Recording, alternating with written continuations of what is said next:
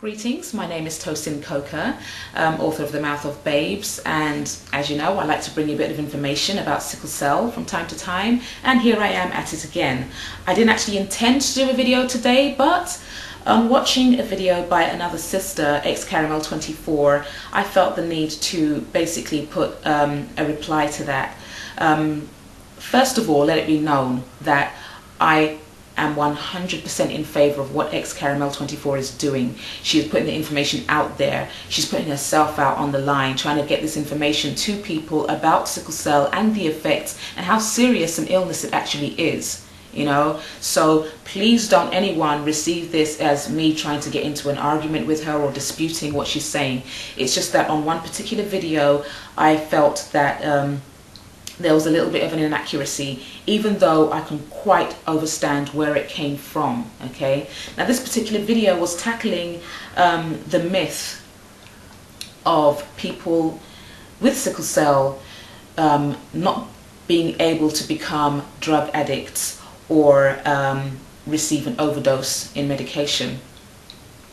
I have to say that in my experience I have seen the other side of that, and it's not a myth. It is actually true. You can, as a person with sickle cell, have an overdose and it can be fatal.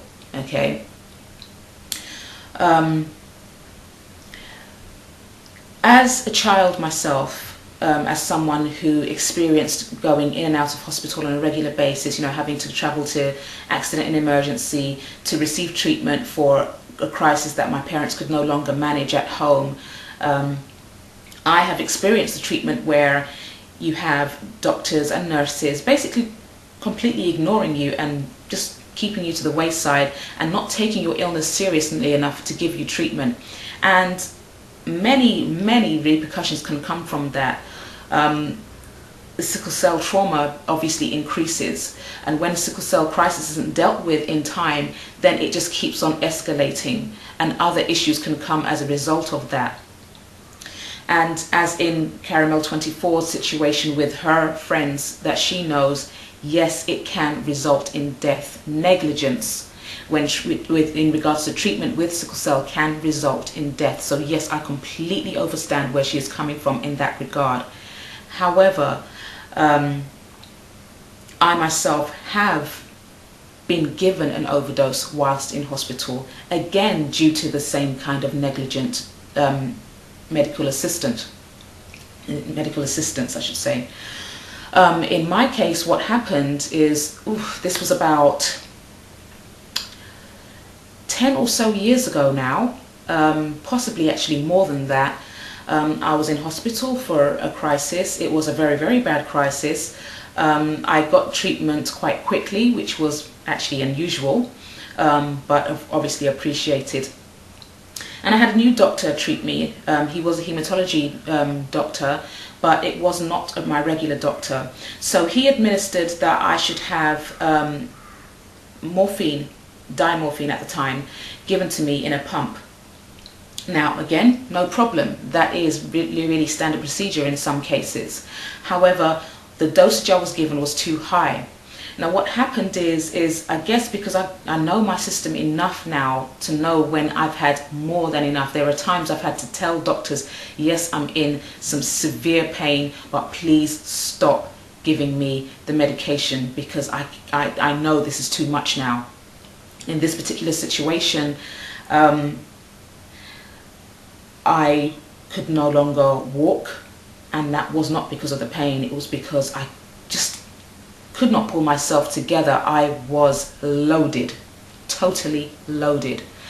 And then it got to the stage where I was actually very concerned because I was throwing up. And yes, that is a regular side effect from having morphine, except unusually my puke, for lack of a better word, my vomit was blue. Don't ask me, I haven't got a clue, but yes, it was blue, and it was very alarming to see that. I alerted the nurses, and yes, they said that it was very strange, but they couldn't override what a doctor had prescribed for me. I actually had to take a nurse over in confidence and beg her and say, look, you know me, okay? You have been treating me for the past how many years? You know me. This doctor doesn't, okay? And I am begging you, take this pump out of me or I will not make it through the night. So she did, and bless her for the fact that she did. She was terrified that she was going to get in trouble by the doctor, but she listened to me. The following day, the doctor came round and he said, oh, yes, I hear that your medication was taken out. You requested that it was stopped. And I said, yes, because you gave me an overdose.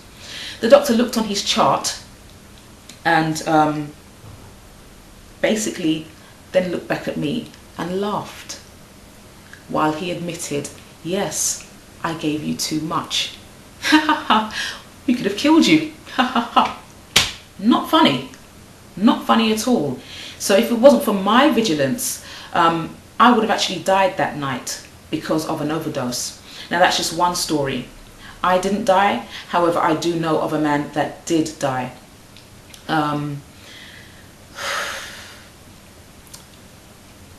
All I could say is, God rest his soul. It's not a nice way to go. He was admitted to hospital for treatment of a sickle cell crisis. He was crying out in pain for the longest time, left in the corridor without treatment. Nobody would deal with him. When they finally did deal with him, it was kind of late on in the day, and they had realized actually, oh, this guy actually has got a valid illness. He has sickle cell. Now, forget the fact that he'd been telling them this the whole time that he was there. When they decided that they were going to finally treat him, I guess they kind of tried to do a little too much too late. They gave him an overdose. I guess trying to make up for the time when they should have given him medication earlier in the day. They gave him too much, and because of it he died. This is serious stuff going on out here, okay? People of sickle cell are dying because of receiving an overdose. A third story. Again, this is in regards to myself. I was receiving treatment. Again, this was about maybe 11 years ago, because it was, you know, my son was actually quite young at the time. I was in hospital for about 6 weeks. And on this occasion, I had a problem with papillary necrosis in my kidney. My kidney was dying. The other kidney was bleeding, and I was losing a lot of blood. I was in a lot of pain, excruciating pain, and I was given high levels of morphine to counteract that pain. Now, whilst I was in that state of pain, obviously I couldn't necessarily detect it, the morphine, how high a dose I was receiving. I didn't really see it as being a problem because it was done correctly. So I wasn't all, you know, bleary in the head and so on. But then when it was time for me to be released, the doctor said that they couldn't release me yet because they had to wean me off and take me through cold turkey in regards to the level of medication I'd been receiving. Now, I was mad because my baby was at home. I'd missed six weeks of his life, and I just wanted to leave. I wanted to go home. So what was all this about? Of course, you know, I'm not going to be needing to be weaned off because I'd received the drugs justly. However, they kept me in for 3 days, and for those 3 days, they slowly started weaning me off and bringing the drugs down a little bit by bit at a time. I would have never believed it myself if I did not experience it, but for real. I did go through cold turkey. I did experience cold sweats, the desperation where I felt like I still needed the drugs and so on, you know, because yes, it was a furiously high dose. And now that I had recovered and my body had to adapt from that dose back to, and you know, basically have me integrated back into my regular everyday life, this was phenomenal.